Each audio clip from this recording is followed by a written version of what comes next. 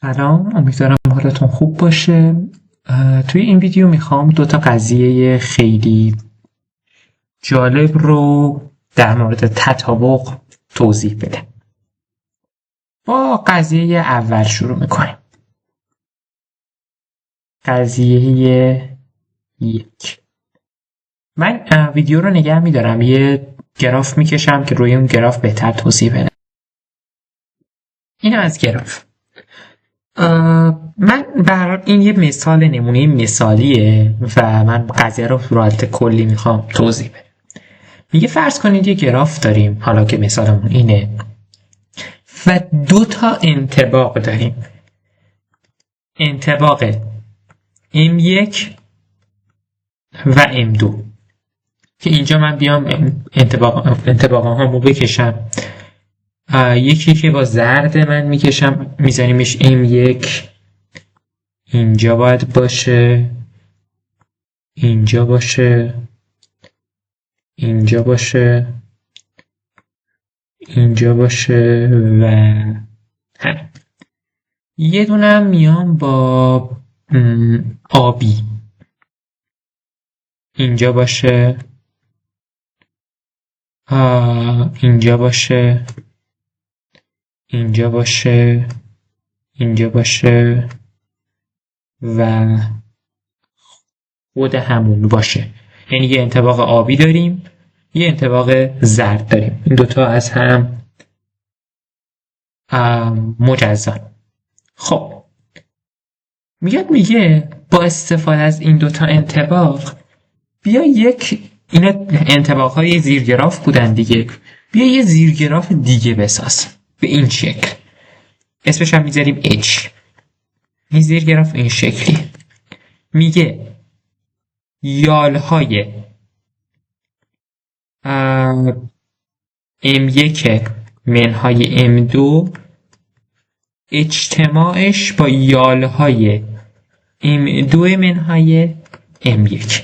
یعنی یالهایی که مشترکن رو بریزیم دور، یالهایی که یا فقط تو M1 یا فقط تو M2 رو نگه داریم.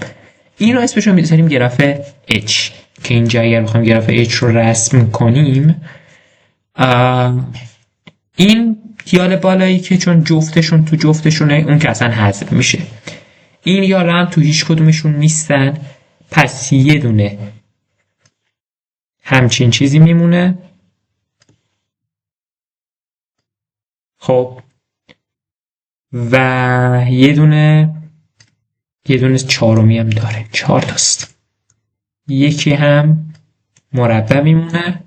رأس ها هم همون رأس های وی اصلی هن. یال ها اینان، رأس ها همون رأس های جی اصلی هن. این نماینگر یال هاست. و حالا من برای اینکه مشخص تر باشه میام اینا رو اینم مشخص میکنم که هر کدوم مال کدومه. اینم آبی، اینم آبی،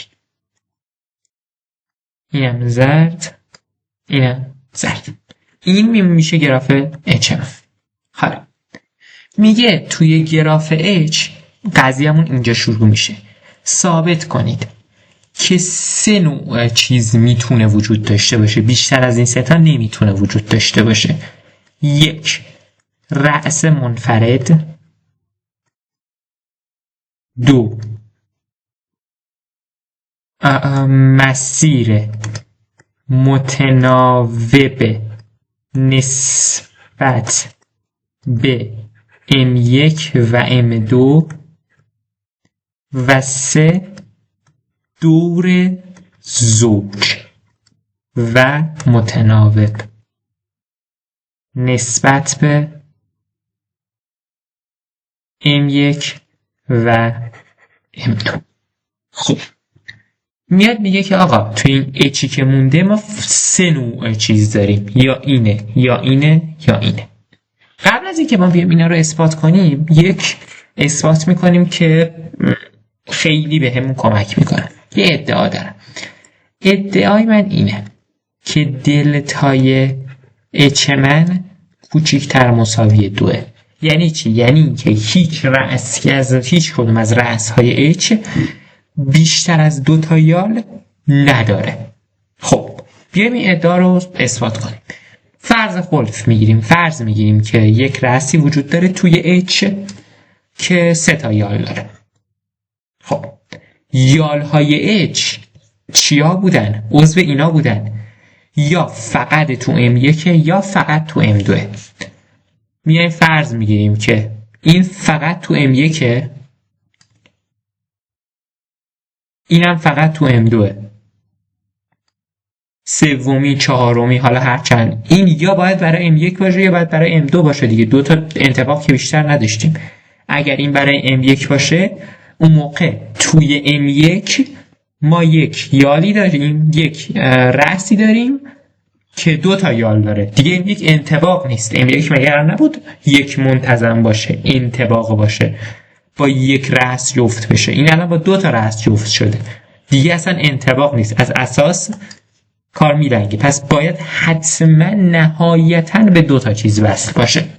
خب این از اثبات ادعامون که اثبات ساده. خب از این ما 3 تا چیز میتونیم بگیم که آقا وقتی ماکسیموم درجه یک رأس 2، پس 3 تا حالت داره. یا درجه یک رأس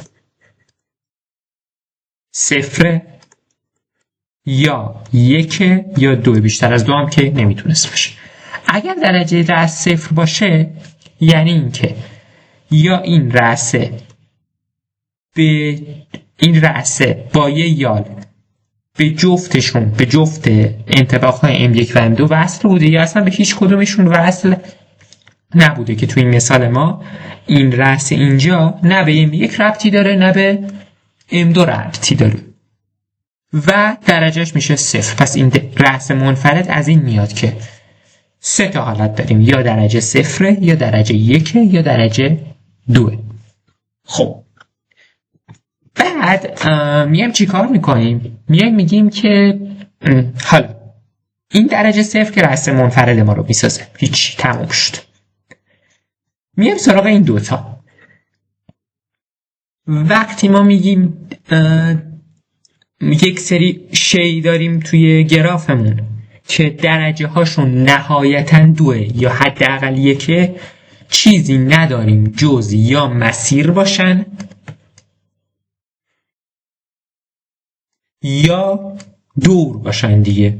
یا باید مسیر باشن یا دور باشن، چون مسیرها 2 تا 1 دارن، بقیه 2 درجهشون، دورها که همشون درجهشون 2 هن.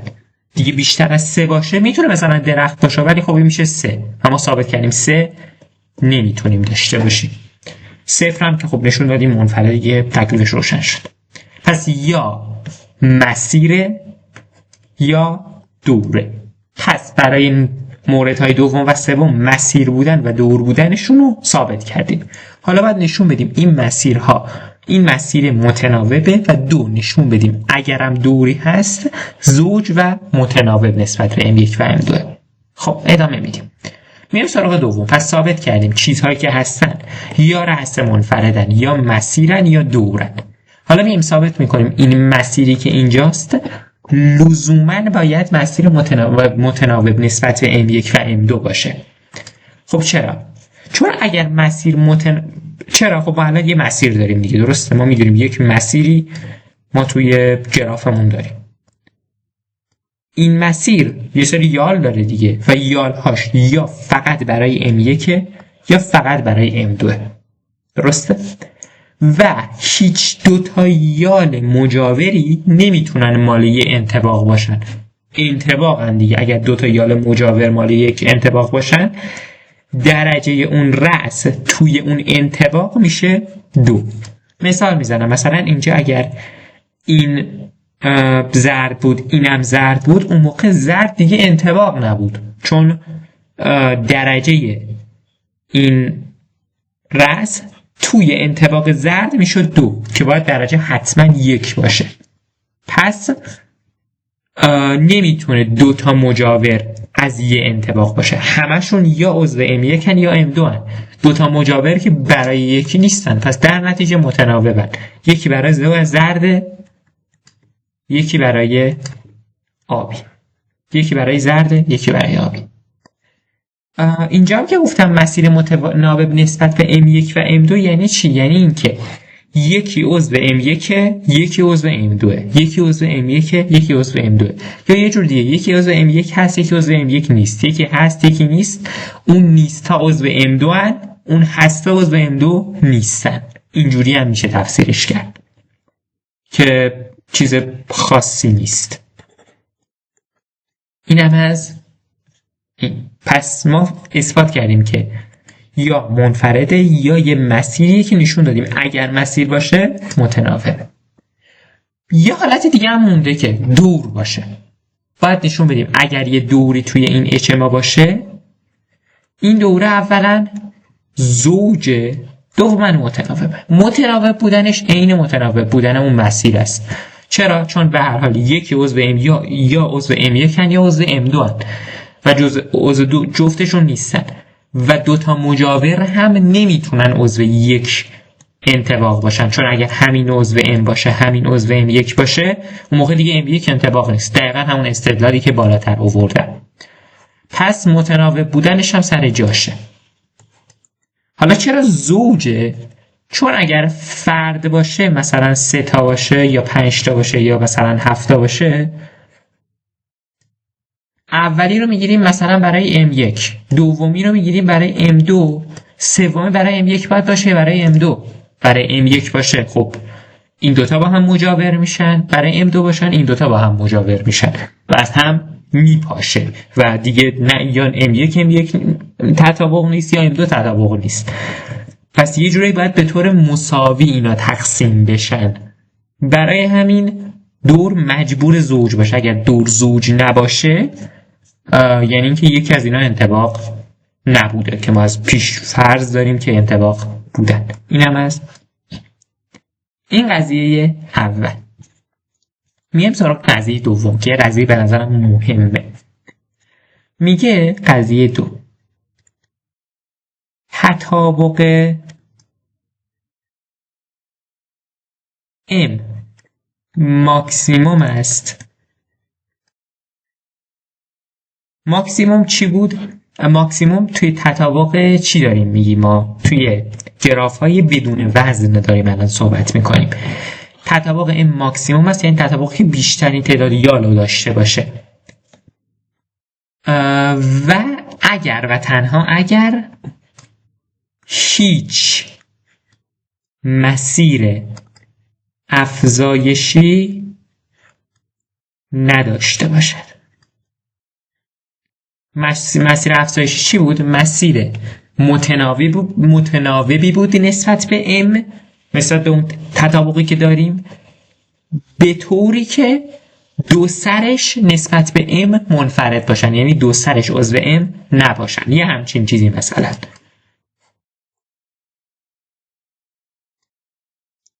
اینم بود اینجا باشه، نیست هست نیست هست نیست، اینجوری میشه.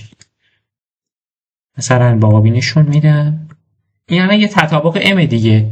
این مسیر افزایشیه. چرا؟ یک مسیر متناوبه و دو سرش منفرده. توی ویدیوی قبل توضیح دادم.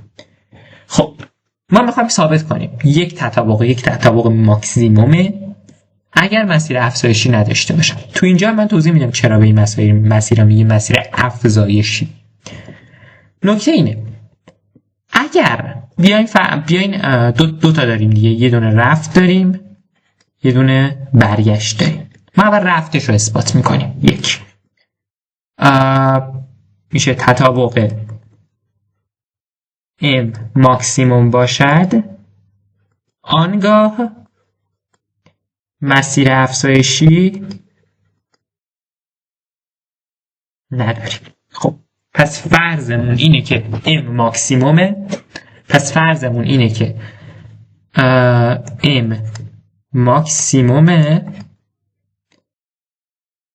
میخوایم ثابت کنیم که مسیر افزایشی نداره. برهان خلف میزنیم. برهان خلف چیه؟ میگیم که فرض میکنیم مسیر افزایشی هم داره. میگیم M ماکسیموم باشه. خلف مینویسم اینجا که مشخص باشه. مسیر افزایشی هم داشته باشه. اون موقع چی کار میتونیم بکنیم؟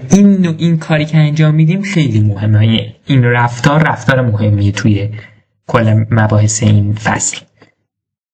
میایم مثلا این یک مسیر افزایشی دیگه، میایم 1/میون اونایی که نیستن رو به تطابق اضافه میکنیم، اونایی که هستن رو از تطابق کم میکنیم. اینو کم میکنیم، اون دوتا رو کم میکنیم، به جاش اینا رو اضافه میکنیم. یعنی 1/میون اون رو عوض میکنیم. با این کار ما چی کار میکنیم؟ با این کار ما تعداد یالهای تطابقی رو یه دونه افزایش میدیم. برای همین بهش میگیم مسیر افزایشی. میگیم خب اگر مسیر افزایشی داشته باشیم، این حرکت رو بزنیم، میرسیم به تطابق امپریم. خب و تطابق امپریم ابعادش از تطابق ام بزرگتره، در صورتی که گفته بودیم ام ماکسیمومه، یعنی بیشترینه. این امکان نداره، پس فرض خلف باطل، حکم ثابت. اوکی، این کاری که کردیم چیه؟ یعنی اگر ما یه مسیر افزایشی داشتیم، یعنی الگوریتم هایی که تو ویدیوهای بعد قراره توضیح بدم همشون اساسش اینه، یه مسیر افزایشی پیدا میکنیم و روی این مسیر افزایشی 1/میون ها رو جابجا میکنیم. اونایی که نیستن رو میاریم، اونایی که هستن رو میبریم. با این کار یه دونه افزایش پیدا میکنه.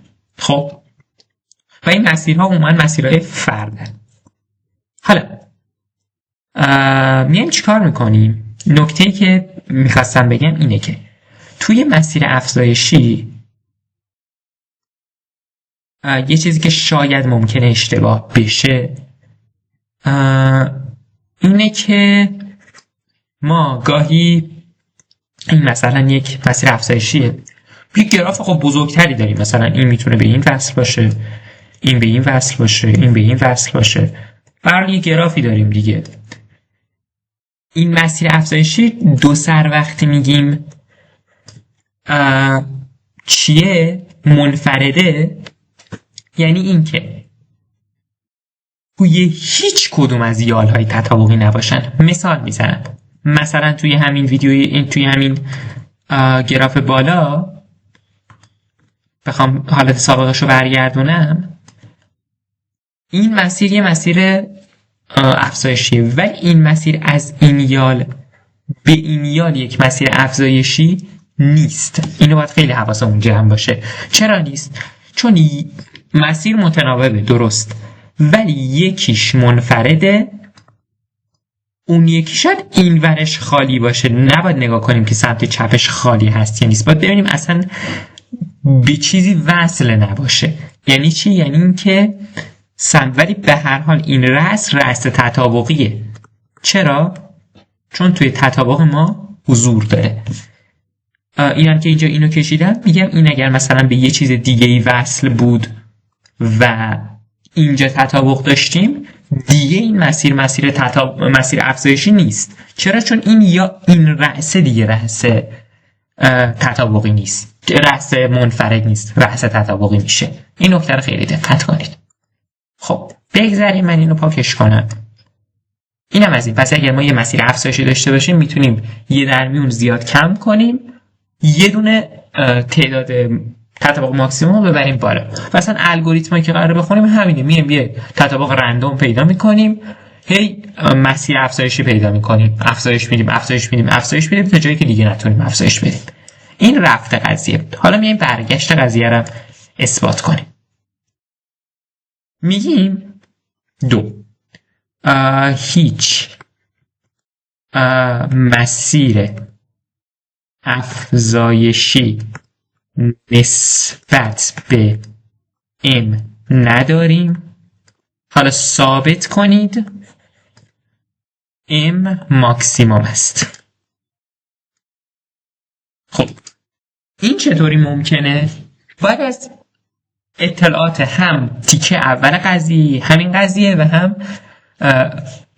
قضیه قبلی استفاده کنیم.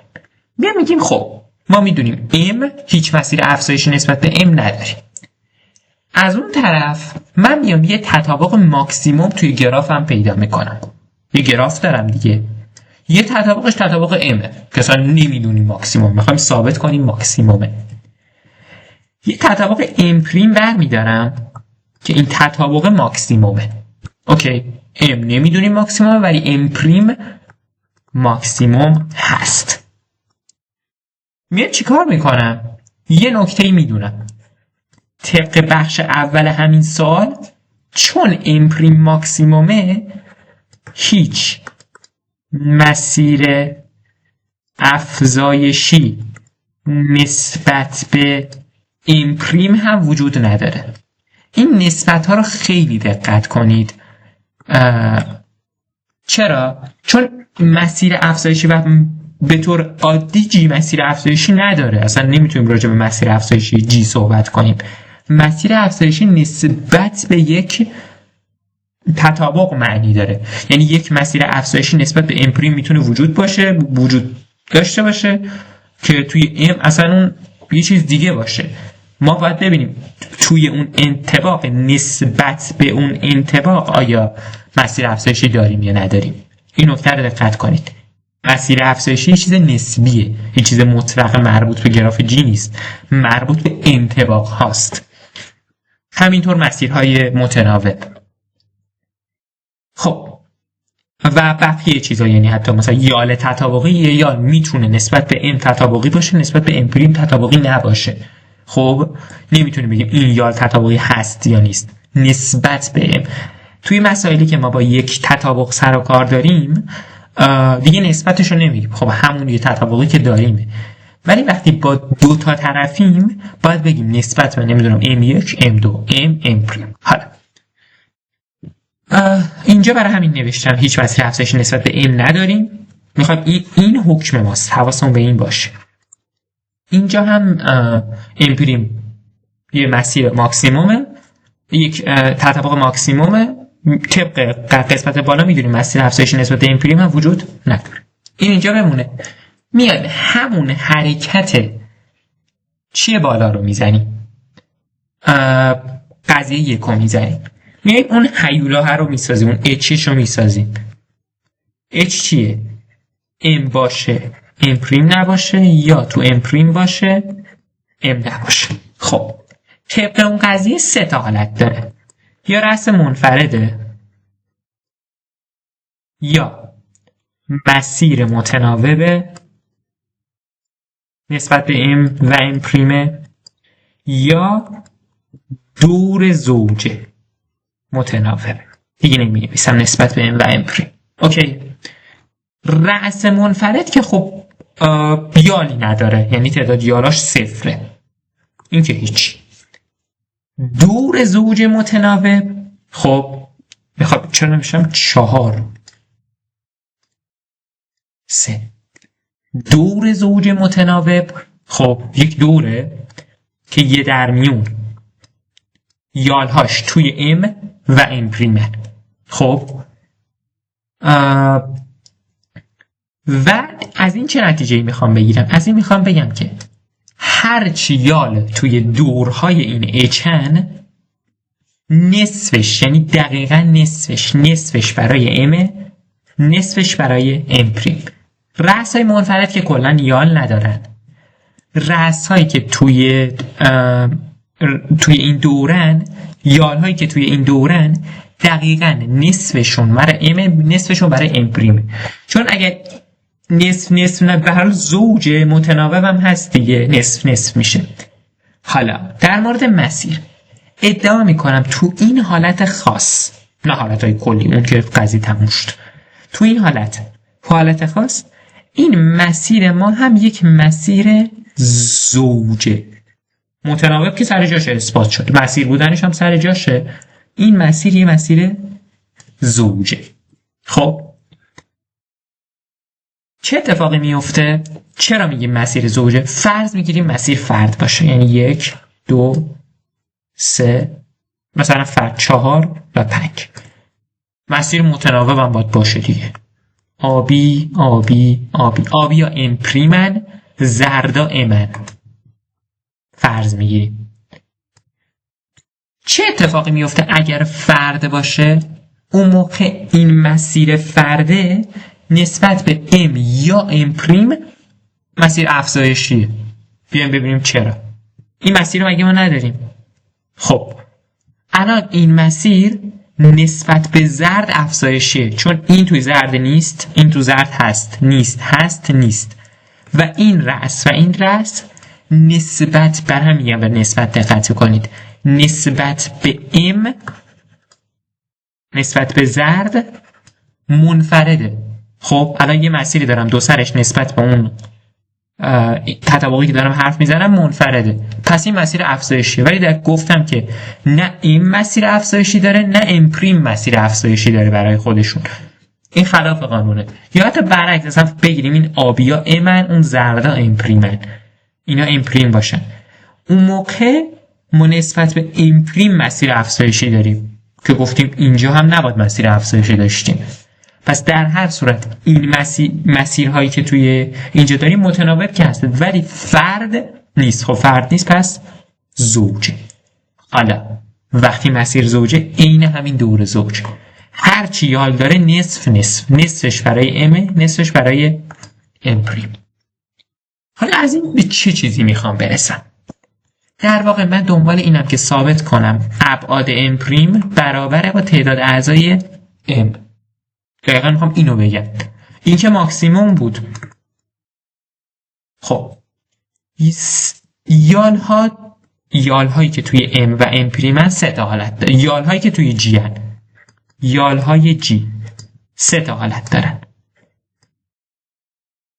4 تا حالت من بگم دارن. یا هم تو امن هم تو ام پریمن، یا تو امن تو ام پریم نیستن، یا تو ام پریمن توی ام نیستن، یا تو هیچ کدومشون نیستن دیگه.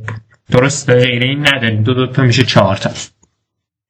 توی این حالت باشه، تو جفتشون باشه که خب میخوایم تو جفتشون باشه که هم برای ام توی تعداد ام شمرده میشه، تو تعداد ام پریم شمرده میشه. یا این دوتا حالتن که توی اچ شمرده میشن، میان توی اچ دیگه، یا تو ام باشن یا تو ام پریم باشن. اون موقع توی اچ هم نشون دادیم که هر چی یال هست نصفش برای ام، نصفش برای ام پریمه، یا دورن که نصفش برای ام، نصفش برای ام پریمه، یا مسیرن که نصفش برای ام، نصفش برای ام پریمه. رأسم که اصلا یال نداره. خب اینجا گفتیم که تعداد یال هایی که تو این بخشن با ام پریم و ام با هم برابره. یال هایی که تو این بخشن، خب ام پریم با ام با هم برابره. یال هایی که تو این بخشن که اصلا نه تو ام نه تو ام پریم، چرا بشمارشون؟ یعنی از این یال ها تو ام و ام پریم نداریم. پس در نتیجه هر چیزی که تو ام پریم هست یه دونه عضو مشابه اون تو ام هست. چون ام پریم بیشترین تعداد رو داره، تعداد ام هم برابر با ام پریمه، پس ام هم ماکسیمم. ای وای این بسته شد. پس این میشه ام ما و این شد ام، ثابت شد که ماکسیمم.